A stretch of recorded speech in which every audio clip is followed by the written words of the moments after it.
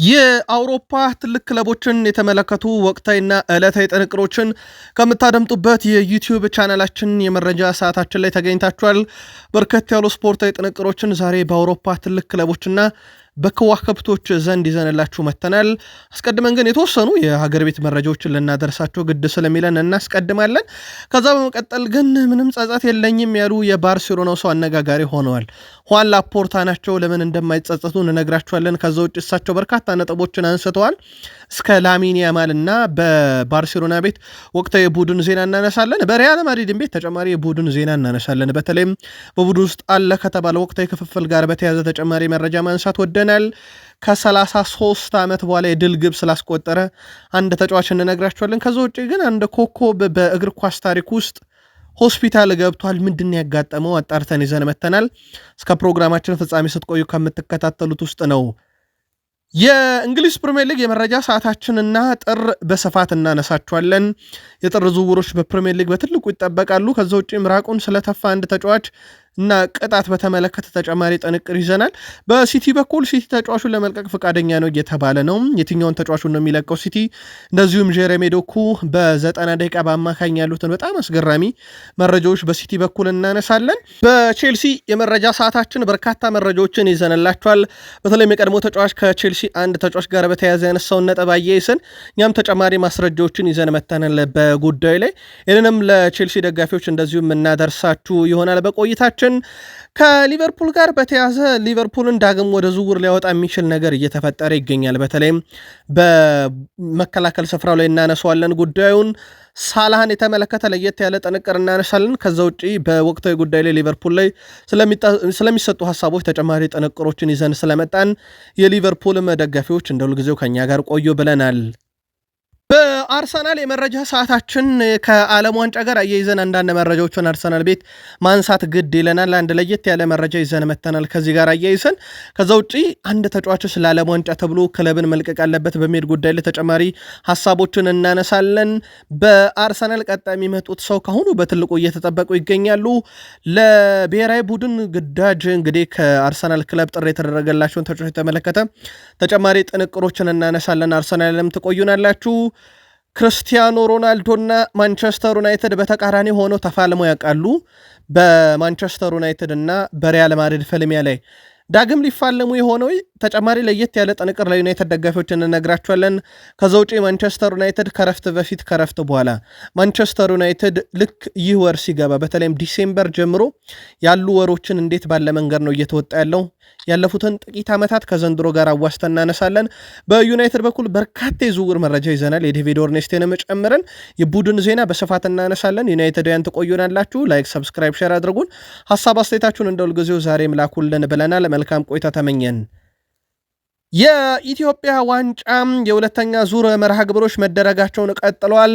ሁለት ጨዋታ ውጤቶች እጃችን ላይ ደርሷል። ቤንች ማጂ ቡና ከጋሞ ጨንቻ ጋር ያደረጉትን ጨዋታ ቤንች ማጂ ቡና 1-0 በሆነ ውጤት ድል አድርገዋል። ጽዮን ተስፋዬ 30ኛው ደቂቃ ላይ ብቸኛውን የማሸነፊያ ግብ ለቤንች ማጂ ቡና አስቆጥሯል።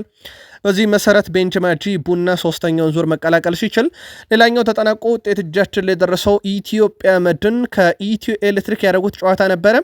ጨዋታው በኢትዮጵያ መድን 1-0 አሸናፊነት ተጠናቋል። አማኑኤል ኤርቦ 7ኛው ደቂቃ ላይ ብቸኛውን ግብ ማስቆጠር ችሏል። በጨዋታው ላይ ሌሎችም በርከት ያሉ መርሃ ግብሮች ይካሄዳሉ፣ ቀጥሎ የሚካሄዱም አሉ። ስለዚህ በየዕለቱ በሚኖሩን የሁለቱም የዩቲዩብ ገጻችን ላይም በቃል ስፖርት ዩቲዩብ ቻናል እና በዚህኛው የዝውውር ቻናላችን ላይ በተከታታይ ለእናንተ ውድ አድማጮቻችን እናደርሳለን። የባህር ማዶ መረጃችንን ከሁዋን ላፖርታ ጋዜጣዊ መግለጫን ጀምር። በሜሲ መልቀቅ አልጸጸትም ብለዋል ሁዋን ላፖርታ። የባርሴሎና ፕሬዚዳንት ሁዋን ላፖርታ ሊዮኔል ሜሲ በ21 ባርሴሎናን በመልቀቁ አልጸጸትም ብለዋል። ፕሬዚዳንቱ ሲናገሩም ሊዮኔል ሜሲ ባርሴሎናን የለቀቀበት መንገድ ጥሩ ባይሆንም ምንም አይነት ጸጸት አይሰማኝም ብለዋል። እሳቸው ባርሴሎና ከማንም በላይ ነው ያሉት ሁዋን ላፖርታ ሁላችንም የምንፈልገው ነገር አልነበረም፣ ነገር ግን በወቅቱ የማይቻል ነበር ሲሉ ተደምጠዋል። አያይዘውም ሊዮኔል ሜሲ ወደ ባርሴሎና ካምፕኑ ስቴዲየም በመምጣቱ አላውቅም ነበር፣ ግን ቤቱ ስለሆነ በፈለገ ሰዓት መምጣት ይችላል ብለዋል።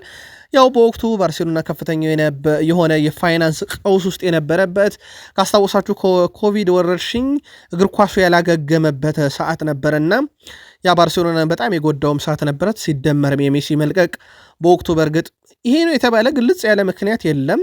ያው ኮንትራቱን አላደሰም በሚል ነው ወደ ፓሪስ ሰን ዠርሜን ኔይማር አስኮበለለው የሚል ምናልባት በጊዜ ሂደት እርግጥና የተረጋገጠው መረጃ እንሰማ ይሆናል። ከዛ ውጪ እሳቸው ካነሷቸው ነጥቦች ውስጥ አንደኛው ሊዮኔል አንድሬስ ሜሲ በውሰት ይመለሳሉ ተብሎ ጠይቀው ነበረ።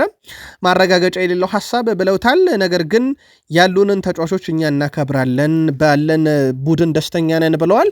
ደስተኛ ሳንሆን ቀርተን አይደለም ሜሲ ቢመጣ እንኳን እንደማለት ተደርጎ ሊወሰድ ይችላል፣ ግን ማረጋገጫ የለንም ብለዋል። ምናልባት ግን እዚሁ ሜሲ ላይ ስላለን አንድ ሐሳብ እንጨምር። ዚነት ፒተርስበርግ የተባለው ክለብ በማህበራዊ ትስስር ገጹ ላይ እንኳን ደህና መጣህ ብለው በማህበራዊ ትስስር ገጻቸው ላይ የሜሲን ምስል ለጥፈዋል። በነገራችን ላይ ዚነት ፒተርስበርግ ከባርሴሎና ጋር በተያያዙ አብዛኛውን የድጋፍ መልእክቶች የሚያስተላልፍ ቡድን ነው። በሁለቱ ክለቦች መካከል ያለው ቁርኝት በጣም አስገራሚ የሚባል ነው። ድጋፋቸው፣ ትብብራቸው በጣም ይለያል።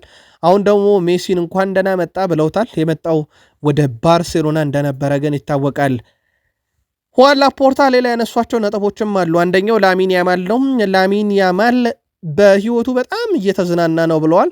ወይም ጥሩ ጊዜ ላይ ነው የሚገኘው። በ18 ዓመቱ በትልቅ ደረጃ የሚታይ ተጫዋች ሆኗል። ማቹሪቲው በጣም አስገራሚ ነው ከእድሜው አንጻር ብለዋል። እኔ አሉሳቸው ከእግር ኳስ ህይወቱ ውጭ ስላለው ጉዳዩ አይመለከተኝም፣ ያ አያሳስበኝም። እኔ እሱን የምገመግመው ሜዳ ላይ ነው። ሜዳ ላይ ደግሞ ሊታመን የማይችል ነገር እያሳየ ነው ብለዋል። እሳቸው በልምምድ ቦታ ላይ ጭምር በጣም ጠንካራው ተጫዋች ነው፣ ልንጠብቀው ይገባል ብለዋል። እሳቸው ይህን ተጫዋቻችንን እንጠብቀዋለን ብለዋል። ከሰሞኑ ከስፔን ብሔራዊ ቡድንም ወቀሳ እንደቀረበባቸው ይታወቃል በዚህ ተጫዋች ጉዳይ ላይ። በዛም ላይ እንግዲህ ሀሳባቸውን ሲያጋሩ ማለት ነው። እሳቸውም ግን እንዳጠቃላይ የላሚን ያማል የግል ህይወት ብዙ አይረብሸኝም እያሉ ነው። በርካቶች ደግሞ የሜዳ ውጪ የግል ህይወቱ የእግር ኳስ ህይወቱን ያበላሻል በሚል ትችት እያቀረቡበት እንደነበር ይታወቃል። ፍራንኪ ዲዮንግ ፕሪሚየር ሊጉ በጣም ምርጥ ነው ብሏል። የእንግሊዝ ፕሪሚየር ሊግ በጣም ግዙፍና ትልቅ እንዲሁም ምርጥ ሊግ ነው ይላል። ነገር ግን እኔ ወደ ፕሪሚየር ሊግ የመሄድ ምንም አይነት ፍላጎት የለኝም። የኔ ፍላጎት በባርሴሎና መቆየት ብቻ ነው። ባርሴሎናን አጥብቄ እወዳለሁኝ። ስለዚህ የኔ ፍላጎት በባርሴሎና መጫወት ብቻ ነው። ከዚህ የመልቀቅ ምንም አይነት ፍላጎት የለኝም ብሏል። ፕሪሚየር ሊጉ ትልቅ ቢሆንም ከዚሁ ጋር አያይዘን ግን አውሮፓ ዙሪያ በ25-26 የውድድር ዘመን ላይ በጣም አስደናቂ ብቃታቸውን ካሳዩት ውስጥ ራሽፈርድን መጥቀስ እንችላለን።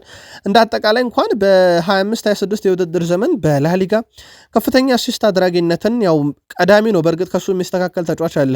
ሉዊስ ማሊያ የሄታፌው ተጫዋች 6 አሲስት አለው፣ ከራሽፈርድ ጋር ይጋረዋል ማለት ነው። ራሽፈርድ በላሊጋ 6 አሲስቶችን ይዞ በተመሳይ አንደኛ ደረጃ ላይ ይገኛል። አርዳ ጉለር ከሪያል ማድሪድ 5 አለው፣ ያው ለኬሊያን ምባፔ ያቀበላቸው ናቸው። ላሚን ያማል 4 አለው ከባርሴሎና፣ የሴቪያው ሮቨን ቫርጋስ 4፣ ከዛ ቬኒሽስ ጁኒየር እንደዚሁም ጉሌኖ ሲሚዮኔ የዲየጎ ሲሞኔ ልጅ፣ ፍሬድሪኮ ቫልቬርዴ፣ ፓብሎ ፌራን የሪያል ቤሱ ተጫዋች፣ ካርሎስ አለን የአላቬስ ተጫዋች፣ እኚህ 4 አሲስቶችን በመያዝ ተከታዩን ደረጃ ይዘዋል። ራሽፈርድ ግን ቀዳሚ ተጫዋች ነው። ብዙ ዝግቦች ነበሩ በአሰልጣኝና በተጫዋቾች መካከል። በተጫዋቾች መካከል ደግሞ እርስ በርስ ካሉ ነገሮች ውስጥ አንደኛው አንዳንድ ብራዚላዊ ተጫዋቾች በፍራንኮ ማስታንቱኖ ደስተኛ አይደሉም እየተባለ ነው። ፍራንኮ ማስታንቱኖ አርጀንቲናዊ ነው። ስለዚህ አርጀንቲናና ብራዚል ደግሞ የላቲን ባላንጣ ናቸው። የላቲን ኤል ክላሲኮ ነው የሁለቱ ጨዋታ በራሱ። አሁን በብራዚል ተጫዋችና በአርጀንቲናውያን መካከል ልዩነቶች አሉ የሚሉ መረጃዎች በስፋት እየወጡ ይገኛሉ። ፍራንኮ ማስታንቱኖ ግን የታመነበት የዣቪ አሎንሶ ቁልፍ ተጫዋች ሆኗል። ብራዚላውያን እነ ኤንድሪክ እንደዚሁም ደግሞ ሌላኛው ተጫዋች ሮድሪጎ ጎይስ ተጠባባቂ የሆኑበት ተጫዋች እንደሆነ ይታወቃል። በእርግጥ እሱም ተጎድቶ የሉም። ተጫዋቹ በዓለም ዋንጫ ሀገሩን ይወክላል ተብሎ ይታሰባል። በአርጀንቲና ብሔራዊ ቡድንም በኩል ግን ከብራዚላውያን ጋር ጥሩ መግባባት የለውም የሚሉ መረጃዎች በስፋት እየወጡ ነው። መረጃውን እኛ ከፋብሪዚዮ ሮማኖን ያገኘ ነው። የ33 ዓመት ድል ግብ እናንሳት። ኢድሪሳ ቱሬ ይባላል። ፔዣ ክሮሜንሴን 1-0 ባሸነፈበት የአርብ ምሽት ጨዋታ ላይ በጨዋታው ላይ ፔዣ ድል እንዳረገ ይታወቃል። 3 ነጥቦችን አግኝቷል። በፔዣ በኩል ሴሪያው ላይ ድል ሲያደርጉ ከ33 ዓመት በኋላ በነገራችን ላይ ለመጀመሪያ ጊዜ ነው። የጣሊያን ሴሪ ብዙ 0-0 የሚበዛው ሊግ ላይ ነው። ያውም ክሮሜንሲ ከ33 ዓመት በኋላ ዳግም ሲመጡ ድል ያደረጉበት ካስታወሳችሁ በወቅቱም ኮሞ ከካግላሪ፣ ሊሴ ከሄላስ ቬሮና፣ ዩቬንቱስ ከቶሪኖ በአንድ ቀን ነው 0-0 የተጠናቀቁት። ከዛ በኋላ እንኳን የእሁድ ጨዋታዎች 0-0 አልነበራቸውም። ግን ፔዣ ያንን ድል አገኘ። በነገራችን ላይ ፔዣም በመጣበት ዓመት የመውረድ ስጋት ቢኖርበትም ግን 16ኛ ደረጃ ነው ያለው። እነ ፓርማ፣ ጄኖዋ፣ ቬሮና፣ ፊዮሬንቲና ቀጣዩን ግርጌውን ደረጃ የያዙ 4 ቡድኖች ናቸው። ፔዥያ ምናልባት አሁን ባለበት ሁኔታ ሊተርፍ የሚችልበት ደረጃ ላይ ይገኛል። ግን ያለው የነጥብ ብዛት 9 ብቻ ነው። ወራጅ ቀጠና ውስጥ ካሉት በ2 ነጥብ ነው ርቆ የሚገኘው። የ33 ዓመት ግብ ናት። ግን ውድ ቤተሰቦቻችን ኦስካር ሆስፒታል መግባቱ ተረጋግጧል። ብራዚላዊ የቀድሞ የቼልሲ ተጫዋች ኦስካር ህመም አጋጥሞታል። በብራዚል ሳኦ ፖሎ ሆስፒታል መግባቱም ተሰምቷል። ኦስካር በተደረገለት ሕክምና ምርመራ ከልብ ጋር የተያዘ ህመም እንዳጋጠመው ነው እየተነገረ የሚገኘው። በልጅነት ክለቡ ሳኦ ፖሎ እየተጫወተ የሚገኘው ኦስካር ዳግም ወደ እግር ኳስ ላይመለስ የሚችልበት ህመምን ያጋጠመው። የ34 ዓመቱ ኦስካር ባለፈው ዓመት ከቻይናው ክለብ ሻንጋይ ስፖርት ጋር ከ7 ዓመት በኋላ በመለየት ነው ወደ ሳኦ ፖሎ ያመራው። አሁን ታዲያ ወደ እግር ኳስ ዳግም አይመልሰውም የተባለ የልብ ህመም አጋጥሞት ሆስፒታል ገብቷል። ከ7 ዓመት በፊት ግን ቼልሲን ሲለቅና ወደ ቻይና ሲያመራ ያልታመነ ዝውውር ነበር። ያኔ ሳውዲ የለ የአሜሪካ ሜጀር ሊግ ሶከር የሚባሉ ነገሮች ጣጣ አልነበሩ። የቻይና ሊግን በዚህን ያክል ደረጃ ለአውሮፓ እግር ኳስ ስጋት ባልነበረ ሰዓት ኦስካር ቼልሲን የለቀቀበት መንገድ በወቅቱ አነጋጋሪ ነበረ። በዚሁ ወደ እንግሊዝ ፕሪሚየር ሊግ የዕለቱ መረጃዎቻችን እንሻገር። እስከ ፕሮግራማችን ፍጻሜ ቆዩ ብለናል። በድጋሜ ከፕሪሚየር ሊግ ጋር በተያያዘ ግን አንድ ተጫዋች ቅጣት ይጠብቋል እየተባለ ነው። የበርንሌ ተጫዋች ሃኒባል ከሊድስ ጋር በነበረ ጨዋታ ላይ ከሊድስ ዩናይትድ ጋር በነበረ ጨዋታ ላይ ደጋፊ ላይ ምራቅ በመጥፋቱ ምክንያት በእግር ኳስ ማህበር ክስ ተመስርቶበታል እና ምላሽ እንዲሰጥ ለሚቀጥሉት 16 ቀናት ተሰጥተውታል። የበርንሌ ተጫዋች እንግዲህ ማስተባበያው ምንም ይሁን ምን ከቅጣት ይተርፋል ተብሎ አይታሰብም። እናም ከበድ ያለ ቅጣት ምናልባትም የጨዋታና የገንዘብ ሊጠበቀው ይችላል ተብሎ ይታሰባል። በርንሌስ እንደ ቡድን ምን አይነት ቅጣት ሊወስድበት ይችላል የሚባለው በትልቁ ሌላኛው የሚጠበቀው ጉዳይ ነው። አንቶኒዮ ሲሚዮኔ በበርንማውዝ ቤት በአንዲ ኢራኦላ ስር በጣም ከደመቁ ተጫዋቾች ውስጥ ይጠቀሳል። አንቶኒዮ ሲሚዮኔ ከክለቡ ጋር እንግዲህ በክረምት ይለቃል ተብሎ በትልቁ ይጠበቃል። ግን ጥር ላይ ትልቅ ዝውውር የሚመጣ ከሆነ ክለቡ ሊለቅ የሚችልበት ሰፊ እድል አለ የሚለው መረጃዎች በስፋት እየወጡ ነው። በርንማውዝ የ100 ሚሊዮን ፓውንድ ጥያቄ ነው ያለበት።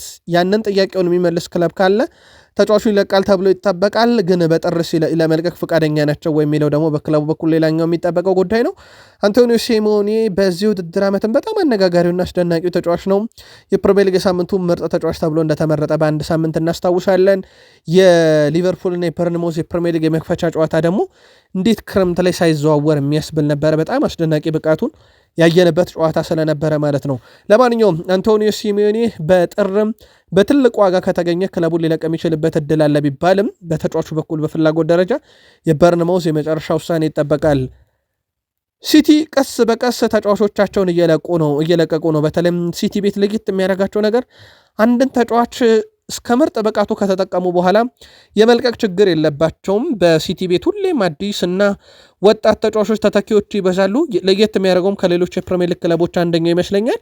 በቡድን ስላብነት ያክል ኬቨን ደብሩይነ ሲለቅ 10 ዓመታት ውስጥ ያለውን እንጥፍጣፊ ብቃት ሳይቀር ተጠቅሟል። ለማንቸስተር ሲቲ እነ ኤካይ ጉንዶዋንን እነ ኩን አጌሮን እስከ ብቃታቸው ጥግን የተጠቀማቸው። ከዛ በኋላ ግን ይለቃል ተጫዋቾችን። ማንቸስተር ሲቲ እንደሚታወቀው ተረኛው ናታን አኬ ነው። ማንቸስተር ሲቲ በጥር የዝውውር መስኮት እንዲለቅ ይፈቅድለታል የተባለው ኢንተር ሚላን፣ ዩቬንቱስ፣ ክሪስታል ፓላስ በርካታ ክለቦች ፍላጎት አላቸው እየተባለ ነው ናታን አኬን ለማስፈረም። በሲቲ በኩል እንግዲህ ሌሎችም ተጫዋቾች እንደዚህ ተጠቅመው የጨረሱባቸውን ተጫዋቾች በጥርም በቀጣይ ክረምትም ከቡድኑ እያሰናበቱ ሌሎች ከዋክብቶችን ደግሞ ወደ ቡድኑ ያመጣሉ ተብሎ ይታሰባል። ይህንን የሲቲን አካሄድ ግን እንዴት አገኛችሁ? ታዝባችሁ ታውቃላችሁ ወይ? የእናንተ መልከታ አጋሩን። ጀረሚ ዶኩ የፕሪሚየር ሊጉ የሳምንቱ ምርጥ ተጫዋች። በነገራችን ላይ ጀረሚ ዶኩ በፕሪሚየር ሊግ በሁሉም ጨዋታዎች በዚህ ውድድር በተደረጉ 11ዱም ጨዋታዎች በአማካይ በ90 ደቂቃ ቀጥሎ በምነግራችሁ ቁጥሮች በሙሉ አንደኛ ነው። ውድ ቤተሰቦቻችን ደግመዋለሁኝ። ቀጥሎ በምነግራችሁ መስፈርቶች በሙሉ በ90 ደቂቃ ከየትኛውም ተጫዋች የበለጠ ነው። በ90 ደቂቃ በርካታ አሲስት፣ በ90 ደቂቃ በርካታ ቁልፍ ኳስ የሚያቀብለው፣ በርካታ ድሪብሎችን የሚሞክር፣ በርካታ ድሪብሎችን የሚሳኩለት፣ የማጥቃት ቀጠና ውስጥ ወይም እንቅስቃሴ ውስጥ የሚሳተፍ፣ ኳስን በከፍተኛ ሁኔታ ይዞ የሚንቀሳቀስ፣ በሙከራ ደረጃ ኢላማቸውን የጠበቁ ሙከሮችን ለማድረግ መነሻ የሚሆኑ ኳሶችን የሚያቀበለ ተጫዋች ነው። ብዙ ቁጥሮችን መጥቀስ እንችላለን። በተለይም ፕሮግሬሲቭ ካሪየርስም በሱ እጅ ነው ያለው። በርካታ ቁጥሮች በቁጥር አንድነት አስቀምጦታል። ምናልባት የቀጣይ ወር የዚህ አሁን ያለንበት የኖቬምበር ወርም ምርጥ ተጫዋች ሊሆን የሚችልበትን ጅማሮን ያስመለከተን። ካይሴዶ ከሊጉ ምርጥ ተከላካዮች አንዱ ነው እያለ ነው የቀድሞ ፈረንሳይ ተጫዋች ኢማኑኤል ፔቲ። ሞይሰስ ካይሴዶ ከፕሪሚየር ሊግ አማካዮች አንዱ ነው፣ ነገር ግን በዛ ምልክ ደግሞ ምርጥ ነው ብሏል። ሞይሰስ ካይሴዶ የነጎሎ ካንቴና ማካሌሊ ደረጃ ላይ የመድረስ አቅም አለው ሲል ኢማኑኤል ፔቲ ተናግሯል። አክሎም ነገር ግን ካይሴዶ ታሪካዊ ተጫዋች ለመሆን ፕሪሚየር ሊጉን ማሸነፍና በሻምፒዮንስ ሊጉ ደምቆ መታየት አለበት ብሏል። ስለዚህ ቀጥሎ የግል ክብሮች ያስፈልጉታል ብሏል። ምናልባት ይሄ ኬሊያን ምባፔ ላይ እንደሚነሳው አይነት ጥያቄ ማለት ነው። ኬሊያን ምባፔ የምርጥነት ጥያቄ አይነሳበትም፣ ግን የዋንጫ ጥያቄ ይነሳበታል በትልቅ ደረጃ። ያንን በካይሴዶም ላይ አንስቷል ኢማኑኤል ፔቲ። ስለዚህ ካይሴዶ የፕሪሚየር ሊግና የአውሮፓ ሻምፒዮንስ ሊግን ማንሳት ብቻ ይቀሯል። ከዛ ውጭ ግን ምርጡ አማካይ ብሎታል። በዘንድሮ የውድድር ዓመት በፕሪሚየር ሊግ ለቼልሲ በርካታ ደቂቃዎችንም በመጫወት በቻሉ ተጫዋች ዝርዝር ውስጥ ሞይሰስ ካይሴዶ ቀዳሚ ነው። ወደ 945 ያህል ደቂቃዎችን መጫወት ችሏል። ዦ ፔድሮ ወደ 934 ሁለተኛው ነው። ሮበርት ሳንቼዝ ግብ ጠባቂው 905 ደቂቃ በመጫወት ሶስተኛ ደረጃ ላይ ተቀምጧል። ቀጥሎ ያሉትን ደረጃ እንጥቀስላችሁ። ማርኮ ኮሬላ፣ ኢንዞ ፈርናንዴዝ፣ ትሮቫቻሎቫ፣ ፔድሮ ኔቶ፣ ሪስ ጄምስ፣ ማሎ ጉስቶ፣ ቶንሲ አድራቢዮ፣ ጆሻ ቺፖንግ፣ አሌሃንድሮ ጋርናቾ፣ ኤስታቪዮ ዊሊያን፣ ዌስሊ ፎፋና እያለህም ደቂቃዎቹ እየቀነሱ ይሄዳሉ። የዌስሊ ፎፋና 309 ደቂቃ ነው። በነገራችን ላይ ኤስታቪዮም ወደ 340 ደቂቃ ብቻ ነው የተጫወተው እነኛን ያክል ግቦች ከአራት ሲደመር በላይ ለማስቆጠር። ሞይሰስ ካይሴዶ ግን ምን ያህል የኢንዞ ማሬስካና የቼልሲ ቁልፍ ሰው እንደሆነ ማሳየው ከግብ ጠባቂ ሮበርት ሳንቼዝ በላይ ሁላ የተጫወተው ተጫዋች ነው። ሊቨርፑል ቤት ብዙ ያልተተኩ ተጫዋቾች አሉ በሚል ክለቡ ብዙ ቅሬታ ይነሳበታል። አንደኛው ዲያዝን ነው። በነገራችን ላይ ዲያዝ ክለቡን ለቆ ከሄደ በኋላ ሊቨርፑልን ከለቀቀ በኋላ በባየር ሙኒክ ቤት ጅማሮ በጣም አስደናቂ ነው። ኮሎምቢያ አጥቂ በ18 ጨዋታ 12 ጎል 7 አሲስት፣ በ18 ጨዋታ 9 የግብ አስተዋጽኦ በባየር ሙኒክ አለው። በሊቨርፑል እዚህ ቁጥር ላይ ደረሰ አንድም ተጫዋች የለም። ይሄ ምናልባት የመተካት ጉዳይ በትልቁ እንዲነሳ ከሚያደርጉ ጉዳዮች ውስጥ አንደኛው ተደርጎም እየተወሰደ ይገኛል። ውድ ቤተሰቦቻችን የብዙዎችም ጥያቄ ነው። ሊቨርፑል ይህንን ተጫዋች ያለመተካቱ ፊት መስመር ላይ አደገኝነቱን አጥፈቱታል በሚል ብዙ ትችት እየቀረበ እንደሆነ ይታወቃል። ስለዚህ ሊቨርፑል በዛ ቦታ ላይ ገበያው ላይ ማንን ሊተካ ይችላል? ሉዊስ ዲያዝን በወይስ አሁን ባሉት ተጫዋቾች እንዳጠቃላይ ቡድኑ ደካማ ስለሆነ እንጂ አሁን ባሉት ተጫዋቾች እንዳጠቃላይ መሸፈን የሚችል ቦታ ነው ብላችሁ ታምናላችሁ? ሊቨርፑልያን የእናንተን መልከታም በሀሳብ መስጫ ሳጥናችን ላይ ያጋሩን። የአዲስ ፈራሚያቸው የሊዮን ጉዳት ኢብራሂማ ኮናቴ ክለቡን ለመልቀቅ ያውን በነፃ ከጫፍ መድረስ ሊቨርፑልን ወደ አስገዳጅ ዝውውር ሊወስደው ይችላል። 100 ሚሊዮን ዩሮ ወጪ ሊያስደረግ የሚችል ዝውውር ነው። በነገራችን ላይ ከ80 እስከ 100 ሚሊዮን ዩሮ ይጠበቃል የባስቶኒ ዝውውር አጠቃላይ። ይህም እንግዲህ ሊዮንን ባመጡ ኢብራሂማ ኮናቴን ባጡ ማግስት የሚደረግ ነው ማለት ነው። ያው ቨርጅል ቫን ዳይክ ኮንትራቱን ፈርሞ ቆይቷል። የቦታው ድክመት ነው ድክመት አይደለም በሚል ግን አሁን ሊቨርፑል ቤት አንድ ተጫዋች ብቻ ነጥሎ ለመተቸት በጣም ያስቸግራል። ቨርጅል ቫን ዳይክንም እንደመከላከል ላይ እንዳምነው አይደለም በሚል እንዳጠቃላይ ግን ሊቨርፑል በቡድን ደረጃ ደካማ ነው። ግን አንድ ተጫዋችን ብቻ ነጣጥሮ ለመተቸት ወይም አንድ ተጫዋችን ብቻ ነጥሎ ይሄ ተጫዋች ነው የቡድን ችግር ለማለት በጣም አስቸጋሪ ሁኔታ ላይ ነው። ምናልባት የታዘባችሁት ነገር ካለ ግን ማጋራት ትችላላችሁ። እንዳጠቃላይ ግን የቨርጅል ቫን ዳይክ ሌላ አጣማሪ ባስቶኒ ይሆናል ተብሎ ይታሰባል በዝርዝር ውስጥ ሊቨርፑል ስላለ። ትላንት በእርግጥ ይህን መረጃ ማንስተነዋል። ከ80 እስከ 100 ሚሊዮን ዩሮ ሬንጅ ውስጥ ወጪ ሊያስደረጋቸው ይችላል። ይህንን መረጃም የእንግሊዝ መገናኛ ብዙሃን በሰፊው እያነሱት ነው። ሳላ ከማንቸስተር ሲቲ ጋር በነበረ ጨዋታ ላይ 4 ጊዜ በኦፍሳይድ አቋቋም ውስጥ ተገኝቶ ነበረ። ጨዋታው እንዲቋረጥ ያደረጉ ሞመንቶች ነበሩ። ስለዚህ ሲቲ ዳግም ኳሱን አግኝቶ እንዲጀምር ያደረጉ አጋጣሚዎች ነበሩ። ሳላ እንዳምነው አይደለም የሚለው ትችት እንዳለ ሆኖ በርካታ ቅሬታዎችም ሲቀርቡበት ነበረ። ኦፕታ አንድ መረጃን ይዞ ወጥቶ ነበረ ከተጫዋቹ ጋር በተለይም ሰሞኑን ዋይኒ ማርክ ሩኒ ተመልሶ እያገዘ አይደለም፣ ከኳስ ውጭ ሁሉ ጥሩ አይደለም ብሎ ነበረ። ኦፕታ አንዳንድ መረጃዎችን ይዞ ወጥቶ ነበረ። ከኳስ ውጭ በርካታ ሩጮችን አድርጓል። በነገራችን ላይ አሁን ትልቁ ጥያቄ እነኛ ከኳስ ውጭ ያደረጋቸው እንቅስቃሴዎች ቡድኑ ምን ያህል ጠቅመውታል የሚል ነው። በእርግጥ ሲቲ በጣም ፕሮሰስ አድርጎት የተጫወተው ጨዋታ ነበረ። በተለይም ከረፍት በፊት የነበረው እንቅስቃሴ በሲቲ ዶሚኔት ተደርጎ ነበረ ሊቨርፑል። አብዛኛውን ያለ ኳስ ነበር የሊቨርፑል እንቅስቃሴ የነበረው። በዛም ላይ ሳላ ብዙዎቹን የሜዳ ክፍሎች ሸፍኗል። አሁን ትልቁ ጥያቄም ዋይኔ ማርከሩን ያነሳው ጀሬሚ ዶኩን በመቆጣጠር ረገድ ላይ ብራድሊን ከማገዝ ሚና አንጻር የሱም ትልቅ ድርሻ ነበረበት ከሚል ነበር። ሌላው እንዲወቀሳ የቀረበበት ተጫዋች ፍሎሪያን ቬርዝ ነበረም። በእርግጥ ለሱ ምላሽ ሰጥቷል ዩሊያን ናግልስማን። እሳቸው የሲቲንና የሊቨርፑልን ጨዋታ 90ውንም ደቂቃ ነው የተመለከቱት። በእርግጥ ይህን ጨዋታ 90 ደቂቃ ሌላ ያየው የአርሰናል አሰልጣኝ ማይክል አርቴታም እንደሚያዩት ቃል ገብተው ነበረ። እሳቸውም አይተውታል። የጀርመን ብሔራዊ ቡድን አሰልጣኝ ዩሊያን ናግልስማን ይህንንም ጨዋታ 90 ደቂቃ እንዳዩት ተናግረዋል። በእንደዚህ አይነት ሁኔታ ውስጥ የነበረ ቡድኑ በተለይም ሊቨርፑል ላይ ፍሎሪያን ቬርዝ ላይ መነጣጠሩ እሳቸው እንዳላስደሰታቸውም ሲናገሩ ነበረ። እንደ ቡድን ሊቨርፑል ደካማ ነው ብለዋል። እሳቸው የቡድኑ ስብስቡ ስብስብ ያለ ነው ያሉት። እንደውም እሳቸው እያንዳንዱ 5 የፊት መስመር ተጫዋች ኮከብ ተጫዋች መሆን ይፈልጋል። ይህ ደግሞ ለፍሎሪያን ቬርዝ ቀላል አይደለም። ምክንያቱም ክለቡ ባለፈው የውድድር ዓመት የነበረው እርጋታ አሁን ፍጹም የለም ነው ያሉት። እንደውም እሳቸው ሊቨርፑል ውስጥ መረጋጋት የሚባል ነገር እያየው አይደለም ብለው ክለቡን ተችቷል እንዳጠቃላይ። ስለዚህ አንድ ተጫዋችን ነጥሎ ለመተቸት ለዩሊያን ናግልስማንም አዳጋች ብለውታል።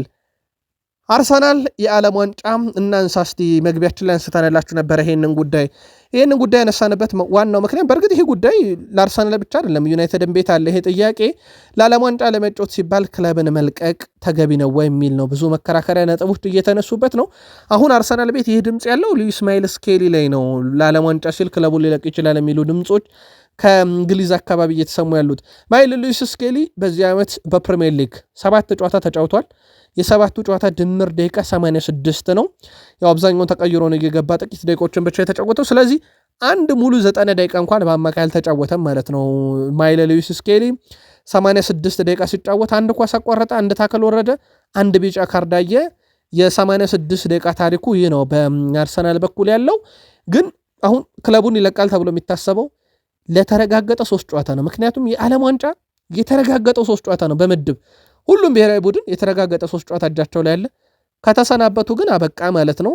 ይሄ ሉዊስ ስኬሊ አርሰናል ደቂቃ ለማግኘት ችግር ነው፣ ግን ለዓለም ዋንጫ ብሎ መልቀቅ ግን ችግር አይሆንም። ያጋሩን በቂ የመጫወቻ ደቂቃ ባለማግኘት ምክንያት ከእንግሊዝ ብሔራዊ ቡድን የተቀነሰው፣ እንዲሁም አንዳንድ የሊጉ ክለቦች ተጫዋቹ በሚያገኘ የመጫወቻ ደቂቃ ደስተኛ ካልሆነ ብለው ሁኔታውን እየተከታተሉ ነው የተባለው ሉዊስ ስኬሊ ጉዳይን በተመለከተ 19 ዓመቱ ነው ይህ ተጫዋች። በ19 ዓመት ሳይሞላው በተለያዩ ውድድሮች ላይ ተሳትፏል። የፕሪሚየር ሊግ 30 ጨዋታን ያደረገ፣ የአውሮፓ ሻምፒዮንስ ሊግ 13፣ ኤፍኤ ካፕ 1 እንዲሁም በካራባው ካፕ ወደ 7 የሚጠጉ ጨዋታዎችን ያደረገ ተጫዋች ነው። በነገራችን ላይ ከ19 ዓመቱ በፊት የእንግሊዝ ብሔራዊ ቡድን ዋናውንም ተቀላቅሎ መጫወት ችሎ ነበረ። ምና በነበረው ብቃት ያው የብቃት ጥያቄ ያላነሱም ትሄልም የደቂቃ ጥያቄ ነው የነሱት። እስካልተጫወተ አልጠራውም ብለዋል። ለ3 ጨዋታ ለተረጋገጠ ብሎ አርሰናል የሚያክል ክለብ መልቀቅ ግን ለተጫዋቹ ጠቃሚ ነው ወይ ተብሎ ይታሰባል ወይ? የወደፊት የእግር ኳስ ህይወቱን ሳይረብሸውም ወይ? የትስ ሄዶ መጫወት ይችላል? የውሰት ውሉ ምክንያት አርሰናል በቋሚነት ቢሸጠው በዛው ከዚህ ጉዳይ አንጻር ለተጫዋቹ ጠቃሚ ነው ብላችሁ ታስባላችሁ? ያጋሩን። በአርሰናል በኩል ማውሪዚዮ ሚሼል በዳይሬክተርነት አንድሪያ ቤርታ ስር የመልመላ ቡድን አካል ሆኖ ለመስራት ፈቃደኛ መሆናቸውን ነግረናችሁ ነበረ። እሳቸው ግን ወደ አርሰናል ሲመጡ ምናልባትም የአርሰናልን አንዳንድ ቁጭቶች ሁሉ ሊመልሱ ይችላሉ እየተባለ ነው። ካስታወሳችሁ ክቫራትስኬሊያን በአርሰናል መለመዎች ብቁ ተጫዋች አይደለም ተብሎ የተጣለ ተጫዋች ነው፣ ወይም ምልመላውን ያላለፈ ነው። እሱን ናፖሊ ያመጡት እሳቸው ናቸው። ወደ ናፖሊ የወሰዱት ማውሪዚዮ ሚሼል ናቸው። አሁን የናፖሊ የእግር ኳስ ህይወቱ አድጎ ፓሪሰን ጀርሜን አድርሶታል። በርካታ ክለቦችም እነ ባየር ሙኒክም ከፓሪሰን ጀርሜን አስቀድመው ሲፈልጉት እንደነበረ ይታወቃል። በጣም አስደናቂ ጊዜን እያሳለፈ ነው። እሳቸው ብዙ እንዲህ ከዋክብቶችን ነጥሎ የማየት ብቃት ያላቸው ናቸው ማውሪዚዮ ሚሼል። ቀጣይ ደግሞ አርሰናል ቤት እንደዚህ አይነት ከዋክብት የማምጣት ስራ ይጠብቃቸዋል ማለት ነው። በብሔራዊ ቡድን ደረጃ በአርሰናል በኩል በነገራችን ላይ ሁሉም የሜዳ ክፍል ላይ ተጫዋች አዋጥተዋል። አንዳንድ እንጥቀስ የተወሰኑትን። ግብ ጠባቂ ዳቪድ ሪያል ልከዋል አርሰናል። ተከላካይ ብንል ሳሊባ፣ ቲምበር፣ ማጋሌሽ፣ ፔሮ ሄንካፔ፣ ሪካርዶ ካላፊዮርን ሰጥተዋል ለብሔራዊ ቡድን። አማካይ ላይ ሚኬል ሜሪኖ፣ ክርስቲያን ኖርጋርድ፣ ማርቲን ዙቤሜንዲ፣ ዴክላን ራይስ፣ ኢብሪቼዜ ይሄ ቋሚ 11 ውስጥ የሚካተቱ ተጫዋቾችን ልከዋል። አማካይም ላይ አጥቂ ላይ ለሳንድሮ ቶርሳርድ እና ቡካዮ ሳካ ልከዋል። ሁለቱም የቅርብ ጊዜ ቋሚ ናቸው። ስለዚህ አርሰናል በየሜዳ ክፍሉ የቡድኑን ቋሚ 11 ሰጥቷል ማለት ነው ለብሔራዊ ቡድን። ስለዚህ ይሄ አንድ ሳምንት የኢንተርናሽናል ብሬክ ለአርሰናል የስጋት ጉዳይ ነው። ሲመለሱ ባየር ሙኒክ፣ ቶትናምን፣ ቼልሲን የሚገጥም ቡድን ነውና ለማይክል አርቴታ ፈተና ይዞ እንዳይመጣ የበርካቶች ስጋት ነው። በየሁሉም የሜዳ ክፍል ቁጥር 1 ተጫዋቾቻቸውን አርሰናል አዋጥተዋል። ማንቸስተር ዩናይትድ የፈረንጆች አዲስ ዓመት ከመግባቱ በፊት ወደ ሳውዲ አረቢያ ለማቅናት እቅድ ተይዟል። ማንቸስተር ዩናይትዶች ወደ ሳውዲ አረቢያ ሊግ ካመሩ የሳውዲ ሊግ መሪ የሆነውን አልናስር ጋር የወዳጅነት ጨዋታ በማድረግ ትልቅ ገቢ ለማግኘት እቅድ ይዘዋል ነው የተባለው። ይሄ በበርካታ የዜና ምንጮች ተረጋግጧል። በእርግጥ ይሄ ጉዳይ ከሰሞኑ እኛም ነግረናችሁ ከየመረጃ ምንጮቻችን በተለይም ከታማኞቹ ስናገኝ እናጋራችኋለን ብለን ነበረ። ዩናይትድ በዚህ ብቻ አያቆምም። በተጨማሪም ከሌላኛው የሳውዲ ሀያል ክለብ ከአል አህሊ ጋር ተጨማሪ ወዳጅነት ጨዋታ የማድረግ ሀሳብ አላቸው ተብሏል። ማንቸስተር ዩናይትድ በአውሮፓ መድረክ የማይሳተፍ በመሆኑ ገቢውን ለማሳደግ በትርፍ ጊዜው የወዳጅነት ጨዋታ ለማድረግ ወስኗል። ይሄ የሚገኘው ገንዘብ ራሱ አንድም ቀላል አይደለም። ክርስቲያኖ ሮናልዶን ቡድን መግጠም በሳውዲ አረቢያ ስቴዲየሞች በተወሰነ መንገድ ቢሆን እንዲሞሉ እያደረገ ነው ሮናልዶ ባለባቸው ጨዋታዎች። ከዛ ውጭ ዩናይትድ ዓለም አቀፍ ብራንዱ ይታወቃል። ያ በራሱ ለዩናይትድ ይጠቅመዋል። ስለዚህ ከሁለቱ የሳውዲ ሀያላን ክለቦች አንዱ ከሮናልዶ ቡድን አልናስር ጋር የወዳጅነት ጨዋታ ቀጣይ ሊደረግ ትልቅ እቅድ ተይዟል። ይጸድቃል ተብሎ ነው የሚታሰበው። በነገራችን ላይ ዩናይትድን በሁለት ከፍለን እናየዋለን ብለናችሁ ነበረ። አንድ ከረፍት በፊት፣ አንድ ከረፍት በኋላ። ማንቸስተር ዩናይትድ በጣም የተለያየ ቡድን ነው። በዚህ ዓመት ከረፍት በፊት ጨዋታ የሚያልቅ ቢሆን ዩናይትድ የፕሪሚየር ሊግ ሁለተኛው ቡድን ነው። በነገራችን ላይ ሲቲ ከረፍት በፊት 23 ነጥቦችን አግኝቷል። ከረፍት በፊት እንግዲህ ይህንን 23 ነጥብ ከረፍት በኋላ ያው ሲቲ አጥቶታል። በእርግጥ አላስጠበቀውም። ሲቲ ግን እንዳጠቃላይ በፕሪሚየር ሊግ ከረፍት በፊት በሰበሰበው ነጥብ ቢሆን በ23 ነጥብ አንደኛ፣ ዩናይትድ ሁለተኛ በ22 ነጥብ ይሆን ነበር። ፓላስ ከረፍት በፊት 21 ነጥቦችን መሰብሰብ ይችል ነበር ሶስተኛ። አርሰናል ከረፍት በፊት 20 ነጥቦችን፣ ቼልሲ 19 ነጥቦችን፣ በርንማውዝ 18 ነጥቦችን ይሰበስቡ ነበር ጨዋታው በረፍት ላይ ቢያልቅ። ዩናይትድ ጨዋታ ከረፍት በኋላ ብቻ ቢሆን 18ኛ ደረጃ ነው የሚገኘው። 6 ነጥብ ነው ከረፍት በኋላ ያገኘው ዩናይትድ። ያ ማለት ዩናይትድ ከረፍት በኋላ ብዙ መሻሻል እንዳለበት ማሳያ ተደርጎ ሊወሰድ ይችላል። በእርግጣቸው የሆነባቸው ጥቂት ጨዋታዎች አሉ ወደ ጨዋታ የተመለሰባቸው፣ ግን በዛው ምልክ ዩናይትድ ከረፍት በፊት የነበረውን ውጤት ያላስጠበቀባቸው ነው። ለአብነት ያክል የመጨረሻውን የቶትናምን ጨዋታ ብንወስድ ዩናይትድ 1-0 እየመራ የረፍት እንደወጣ ይታወቃል። ዩናይትድ እና የመጨረሻዎቹ እነኚህ የዲሴምበር ወር በተለይ የኖቬምበር ወር ጨዋታዎችን እንመልከታቸው። ዩናይትድ በእነኚህ የመጨረሻዎቹ ወራቶች አካባቢ የለንደን ክለቦችን ሲገጥም የማሸነፍ ንጻሬው በጣም ዝቅ ያለ ነው። ለአብነት ያክል 2024 ላይ ዲሴምበር ላይ ዌስትሃም ዩናይትድን ገጥሞ 2-0 ተሸንፎ ነበረ። ከዛ ይሄ የዲሴምበር ወር ሌላኛው ጨዋታ 2024 ላይ ከአርሰናል ጋር የተጫወተበት 2-0 ተሸነፈ።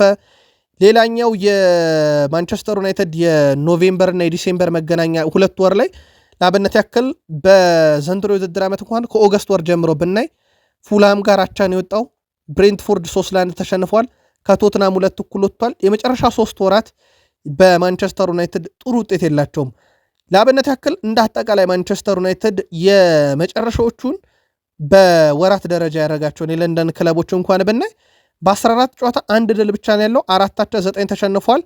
ይሄ በማንቸስተር ዩናይትድ በኩል የማሸነፍ ንጻሬ የለንደን ክለቦችን ራሱ 7% ነው። ቀጣይ ተጋጣሚው ክሪስታል ፓላስ ኖቬምበር 30 ይሆናል ማለት ነው።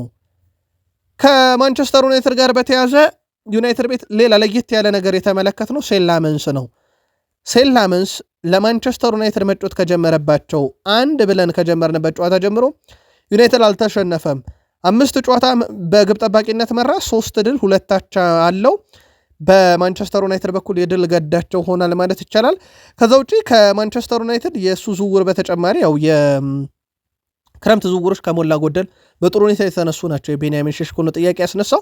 በቀጣይ ግን ማንቸስተር ዩናይትድ የ16 ዓመቱን የኤርታ በርሊን አማካኝ ኬኒት ኢች ሆርን በቅርብ ሂደት እየተከታተለ ነው። ለአካዳሚ ቡድን የመስፈረም ፍላጎት አለው ተብሏል። ከዛ ውጭ በማንቸስተር ዩናይትድ በኩል የአማካኝ ስፍራን በተመለከተ አሁንም መልማዮቻቸው በርካታ ተጫዎችን እያዩ ነው። ካርሎስ ባሌባ፣ ኤሊዮት አንደርሰን፣ አዳም ዋርተን በተጨማሪ የወልቭሱ ተጫዋች ጆ ጎሜዝን ሁኔታም ማንቸስተር ዩናይትዶች በቅርበት እየተከታተሉት ይገኛሉ። ከዚህ ጋር በተያያዘ ግን ዳቪድ ኦርኔስቴ ለማንቸስተር ዩናይትድ ምርጡ አማካኝ ብሎ ካርሎስ ባሌባን እንደ ምክንያት ያነሳል። በዩናይትድ አጨዋወት ቅርጽ ላይ የሚገኝና ዩናይትድ በተለይም ከሚፈልገው ተጫዋች ባህሪ አንጻር ካርሎስ ባሌባ ቀርቡ ይመስለኛል በባህሪ ደረጃ እያለ ነው ዴቪድ ኦርኔስቴ። እናንተ ከነኚህ ካሉ አማራጮች ባሌባ፣ ኤሊዮት አንደርሰን፣ አዳም ዋርተን፣ አሁን ደግሞ ጆ ጎሜዝ የወልቭሱ ተጫዋች ምርጡ 6 ቁጥር ምርጡ አማካይ ማን ሊሆን ይችላል? ዩናይትድ አድርሱን። ማርክ ኦግደን ስለ ጆሽ ዘርኪዝ የሚናገረው ነገር አለ። የጆሹዋ ዘርኪዝን ጉዳይ በተመለከተ ዩናይትድን የሚለቅበት እድል ሰፍቷል። ማንቸስተር ዩናይትድ እሱን ላለመሸጥ ከወሰኑ ለውሰት ዝውውር ያዘጋጁታል ብለዋል። ስለዚህ ማንቸስተር ዩናይትዶች እንግዲህ በተጫዋቹ በኩል ያላቸው ፍላጎት እንዲቆይ ቢሆንም መልቀቁ የማይቀር ነው ብሏል። ከዛ ውጭ በማንቸስተር ዩናይትድ በኩል በጥር ክለቡን የመልቀቁ ጉዳይ በተመለከተ ኤስፒኤንም ይህንን መረጃ ይዞት ወጥቷል። የኮቢ ሜኔን ያው በማለዳው መረጃችን ነግረናቸዋል። ዩናይትድ ሊለቅ የሚችልበት ሰፊ ድል እንዳለ ማለት ነው። እሱም የዓለም ዋንጫ ጋር በተያያዘ ነው እንዳልኳችሁ። ግን አሁንም የኔ ጥያቄ አንድ ብሔራዊ ቡድን በምድብ 100% የሚያደርገው 3 ጨዋታ ነው። ያንን 3 ጨዋታ ማሸነፍ ነው ወደ 16 ወደ ጥሎ ማለፍ የሚያስገባው። ለተረጋገጠ 3 ጨዋታ ተብሎ ክለብን መልቀቅ ለጥቂት ጊዜ ተገቢ ነው ወይ? ይሄን ጥያቄ በዩናይትድም ሰዓት አነሳ ነው። ዩናይትድ ለዚህኛው ኢንተርናሽናል ብሬክ በርካቶችን አዋጥቷል። ዴላይትን አዋጥቷል። ብራያን ቤሞ፣ ማቲያስ ኩኛ፣ ካዜሜሮ፣ ዳሎት፣ ብሩኖ ፈርናንዴዝ፣ ዲያሎ፣ ባይንደር፣ ማዝራዊ፣ ዶርጉ፣ ዲጉሊዮን፣ ኡጋርቴ፣ ላመንስ፣ ሌሳንድሮ ማርቲኔዝ ባይጫወትም አዋጥቷል። ከዛ ውጭ እነ ሌኔሮን ለፈረንሳይ ከ21 ዓመት በታች ቡድን፣ ጄምስ ስካሎን ከጂብለራርት ጋር ጥሪ ደርሶታል። ጄምስ ኦቪየር ከአውስትራሊያ፣ እነኚህ ታዳጊዎችም ጥሪ የደረሳቸው ናቸው። ለዩናይትድም በነገራችን ላይ ከቋሚ ቀረ የሚባል የለም። በርካቶችን ልኳል። ከግብ ጠባቂው ሴን ላመንስ ጀምሮ እነ ተከላካይ እነ ማቲያስ ዴሌይትን ልኳል። እነ ሌኔሮን ልኳል። ምናልባት የተወሰነ ከቋሚ 11 የተረፉለት አሉ፣ ግን በዛን ያክል ደረጃም የሚጠቀሱ አይደሉም። ስለዚህ ዩናይትድም ቋሚ 11ዱን ከሞላ ጎደል አዋጥቷል ማለት ይቻላል። ወደ ትክክለኛው አቅጣጫ እየተጓዝን ነው። ነገር ግን አሁንም የሚቀሩን ስራ አለ። እንደ ቡድን እንደ ግልም ለመሻሻል ትልቅ ቦታ አለን። ነገር ግን እየተሻሻልን ነው። ባለፉት 5 ጨዋታ አልተሸነፍንም። ከኢንተርናሽናል ብሬኩ ስንመለስም በዚሁ እንደምንቀጥል ተስፋ አረጋለሁ ብሏል ማቲያስ ዴሊክት። ባለፉት ቅርብ ዓመታት ውስጥ አንዳንድ ጉዳቶች ሲያጋጥሙ ነበር። ይህም በትንሹ በተክለ ቁመኔ ላይ የነበረኝ የራስ መተማመን እንዲቀንስ አድርጎ ነበር። በዚህ ዓመት ሙሉ በሙሉ በሚባል ደረጃ ዝግጁ ለመሆን እድል ነበረኝ እና አሁን ላይ የተሻለ የራስ መተማመን አለኝ ብሏል። እንግዲህ 26 ዓመቱ ተከላካይ በእግር ኳስ ሕይወት ተከላካይ ፕራይሙ ላይ የሚደርሰው 29-30 ዓመቱ ላይ ነውና እኔ ፕራይሜ ላይ ለመድረስ ረጅም ጊዜ አይወስድብኝም፣ ግን አሁን ወደ ብቃት እየተመለስኩ ነው ብሏል። በእርግጥ ዩናይትድ ቤት ከጉዳት ነፃ ሲሆኑ ምርጥ ተጫዋቾች አሉ። ዴላይት ብቻ አይደለም፣ ሜሰን ማውንትን ማንሳት ይቻላል። ግን ሲጎዱ ከማንቸስተር ዩናይትድ ከሚሰጡት ግልጋሎት ይልቅ በጉዳት የሚጠፉበት ጊዜ እንደሚበልጥ ይታወቃል።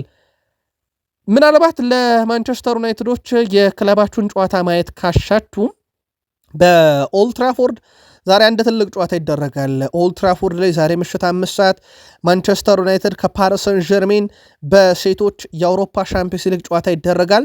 እንዳልኳችሁ ጨዋታው ምሽት 5 ሰዓት ነው የሚጀምረው። ምናልባት በዚህ ሰዓት በኢንተርናሽናል ብሬክ ምክንያት ጨዋታዎች እየተደረጉ አይደለም። ስለዚህ የሴቶች ሊጎች ቀጥለዋል። የአውሮፓ ሻምፒዮንስ ሊግ ጨዋታዎችም እየተካሄዱ ነው።